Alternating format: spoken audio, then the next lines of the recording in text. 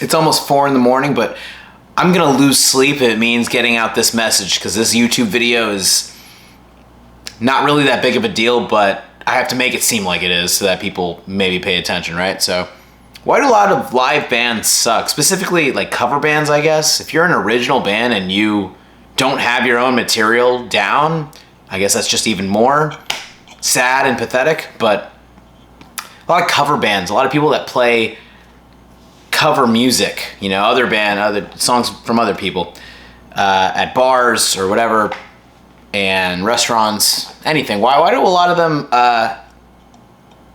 sound really bad and they're not? Why are they not good? Because they don't practice at all, if ever. Like, even if they get the 1 or 2 practices in, it's the 1 or 2 rehearsals in, it's never enough to fill a 3 or 4 hour show, you know. A lot of people are definitely winging it. This is where the ego of the musician, the ego of the artist can be their own downfall, though, is because you go in overly confident and then you realize, oh, I don't know these songs for shit. And then you get humbled by that. But this happens a lot with cover songs, cover bands especially, because there's the song itself and then there's all the different versions of like how people have probably practiced it as individuals, and then once they get together, are they actually on the same page or not on that song? A lot of people change up the way that the track is, or they jam it out, or they like make their own version of it. And this is why the rehearsal process is so necessary. And you have to verbally talk about these things. You have to actually like go through like, okay, what are we doing here? What are we doing there?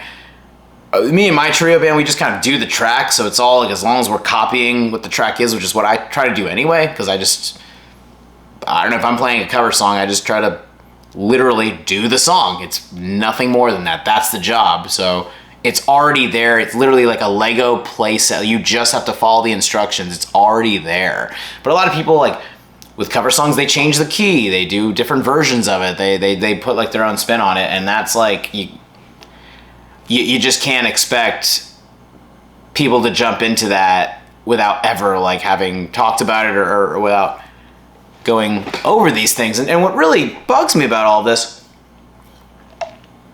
is that it just makes live music look bad. Like, if you don't like live music or you hate live bands, you haven't listened to a band that's good, or you haven't listened to one that was very, you know, mesmerizing and something that was truly unforgettable. I saw a really amazing jazz jam band when I was in Colorado visiting some family years ago. This is probably like a decade ago. And it was one of the most amazing performances I've ever seen. Like they were doing a mix of covers and just all sorts of stuff. And it was like the performers were so solid that it was one of the most unforgettable things I've ever seen in live music. But you can see the difference in not only the ability there, the experience, but just like how tight the band itself is. You can have 3 or 4 different musicians that are all amazing in their own right, but do they work as a band? Who knows? That's the whole question. Is people can be amazing and sometimes they just don't gel well as a group. That's the whole point of that solidarity of a band. The solidarity of a band needs to have that glue that keeps them together, something that gels them and makes them all inseparable as one entity, as a band, right? That's what makes it special. And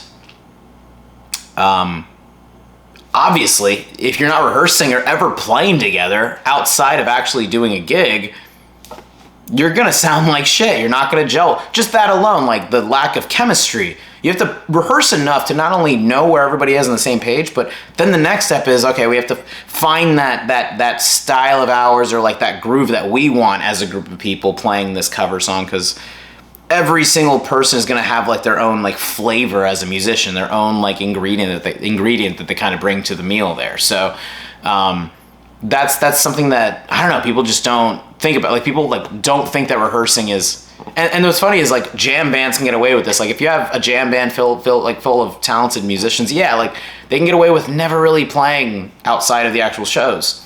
But even they like have to get together and at least go over certain things, specific transitions, or certain things that that'll just work more in their favor when they are in those situations of having to, even if they're improvising a song, like they have to find that wave that they're kind of trying. They have to be on the same wavelength still, and they have to you know, legitimately be creating something regardless, creating something specific regardless of if it's improvised or not. So anyway, yeah, I think it's just really bugs me how this is just the way it is. And when it comes down to it, the funniest thing is most people aren't ever playing, when it comes to cover bands especially, most people aren't playing with the same group of people anyway. Because when it comes down to it is, can you do the job decently enough to where you showing up? I was like, can we play the gig? A lot of times, like, there's not a single cover band that has the same like group. Rarely are there cover bands that have the same group of people playing consistently together. And if you do, hold on to that shit, because it's hard to find people that aren't too busy to be able to make every show. The whole thing is the reason that people sub in or find other people that can play. And if you're a talented musician, you will get the call. You will, like, if you have a good ear and you're able to jump in, never having played with somebody before. The thing is, people can get away with it. That's why people don't rehearse, or why they don't always have to rehearse, unfortunately, is because when it comes to a certain level of ability, yes, like, you can definitely wing it, it'll be fine. Like most people, it'll be good enough, However, there's a difference between good enough and being an exceptional kind of scene-stealing performance. And that's the thing is even if it sounds okay, that's not good enough. To me, that's still not that good, even if it sounds together enough. But yeah, I'm wondering if any other musicians notice this, or any other people in general know. I feel like live music, I've heard like all sorts of different age groups of people say that they hate live music, or they just hate like seeing live bands. I don't really like to see live bands that much, because I don't know if I can trust that I'm actually going to like it or not. Most live bands I've seen, I didn't really care for.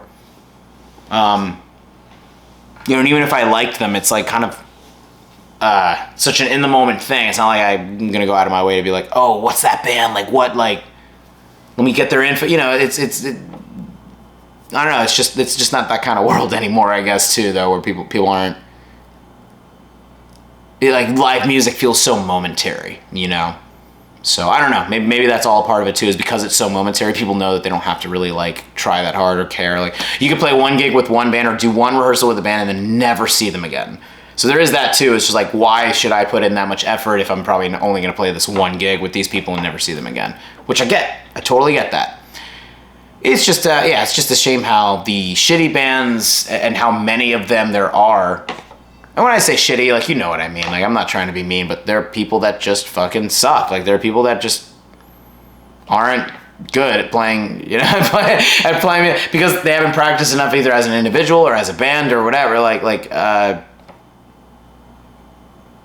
It's really like fucking time you put into it and what you'll get out of it. But a lot of people, like, they can hold it together for one song, and they think that they can play all sorts of shit, and they say yes to a job, and they don't know what the fuck they're doing, and it's frustrating. This is the same thing with like sound guys, like the music engineers and people that run live sound.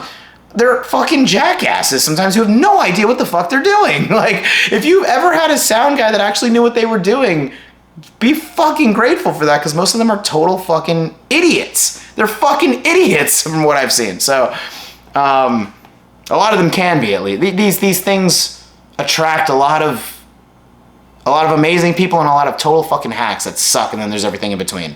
So there's a whole range of people, and when it comes down to it, the majority of that range is just, they don't take music that seriously, and they don't really care that much. Really, if you're not a good musician, or you're not like playing that well, or you don't give a fuck, and you're just doing it to try to like get laid or look cool or whatever, or make people think that you're interesting because you play music, I guess, like, because that's a normal thing to do.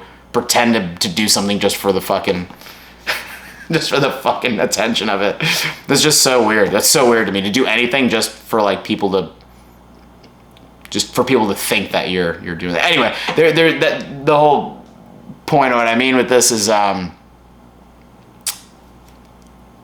lot of people, whether you play a lot and you're very talented, or you don't play that much and you're not that great, if you don't practice, you're not going to sound good. If the band doesn't practice together, it's not going to be that great.